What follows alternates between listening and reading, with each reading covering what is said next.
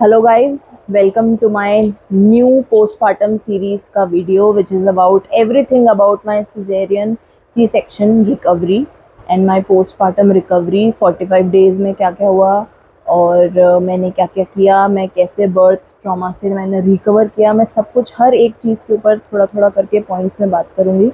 सबसे पहले मैं आपको ये बताऊँगी कि मैंने अपने बर्थ ट्रॉमा को कैसे ओवरकम किया। तो बेसिकली मैंने अपनी लाइफ में कभी भी कोई चीज़ बहुत ज़्यादा दिल पे नहीं ली कभी भी, और ना ही मैंने बहुत ज़्यादा सोचा किसी चीज़ के बारे में। लेकिन जो मेरे साथ हादसा हो गया, नॉर्मल ये नॉर्मल डिलीवरी करते करते इमरजेंसी सेक्शन वाला जो भी था, उसके अंदर ये हुआ कि मेरे दिमाग में बार बार एक ही चीज़ आती जा रही थी कि मेरी इतनी प्रिपरेशन करने के बाद में, मेरे इतनी हिम्मत से हर चीज़ दर्द सहने के बाद में, सब कुछ करने के बाद में, क्यों मेरे साथ में फिर भी मेरी ये स्थिति हुई कि मैं इतने क्रिटिकल कंडीशन में आ गई, मेरा बच्चा इतनी रिस्की पोजीशन में था और क्यों कोई पता नहीं लगा पाया। और बहुत सारी चीज़ें होती हैं जो हमारी हाथ में नहीं होती, लेकिन हम फिर भी दुख तो होता ही है ना कि ऐसा क्यों हो गया। मतलब ठीक है, डॉक्टर के हाथ में भी नहीं था क्या क्या हो गया, मेरे हाथ में भी नहीं था क्या क्या हो गया, लेकिन फिर भी ऐसा हो गया तो एक दुख था कि क्यों हो गया।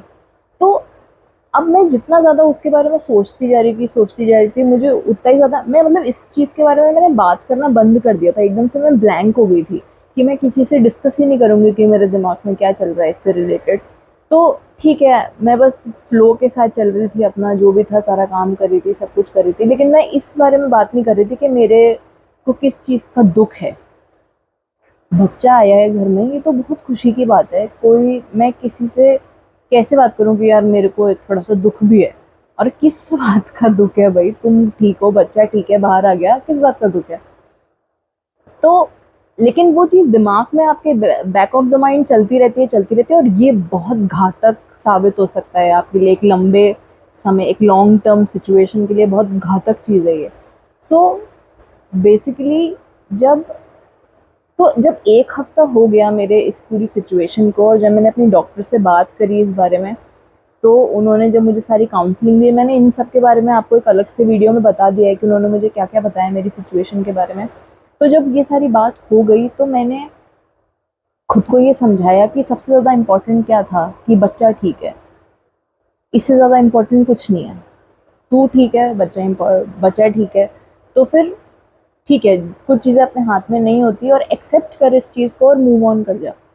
तो एक तो मैंने ये खुद को समझाया। दूसरा, आप जिस चीज़ को सबसे ज़्यादा अवॉइड कर रहे हो ना, जिस चीज़ को सबसे ज़्यादा कम से कम बात करने की कोशिश कर रहे हो, जिस टॉपिक से रिलेटेड, आप कोशिश करो कि आप उसी बारे में ज़्यादा से ज़्यादा बात करो।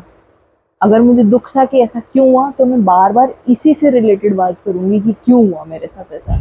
तो अगर कोई भी मुझसे मिलने के लिए आता था, कोई भी मुझसे बात करता था, तो मैं धरते में यही टॉपिक शुरू कर देती थी। कोई मुझसे पूछता था क्या क्या हुआ, कैसे कैसे हुआ, तो मैं बोलना शुरू कर देती थी कि मेरे साथ तो ऐसा हो गया, वैसा हो गया, ऐसा वैसा। और फिर धीरे धीरे जब मैंने लोगों से बात करना शुरू किया, इसी मतलब मैंने अपनी ये कहानी करीबन 200 औरतों को तो बता दी। मतलब मुझसे जो औरत मिलने आती थी, मैं उसको इसी बारे में बताती रहती थी बार बार। तो उससे क्या होता है कि आपके खुद के माइंड को क्लैरिटी मिलती है कि ये चीज़ें तेरे हाथ में नहीं थी। Stop overthinking about this and just move on with your life, accept this fact and move on, accept this fact and move on. और फिर मैंने खुद को समझा कि यार तेरा नॉर्मल केस था ही नहीं, तेरा तो रेयर केस था। तो रेयर केसेस एक्सेप्शनल केसेस होते हैं। आगे बढ़ जा, सोचना बंद कर इस बारे में। और ऐसे कर करके खुद के दिमाग को समझा समझा के 1 या 2 हफ्ते के बाद में मैंने रिकवर कर लिया इस अपने ट्रॉमा से।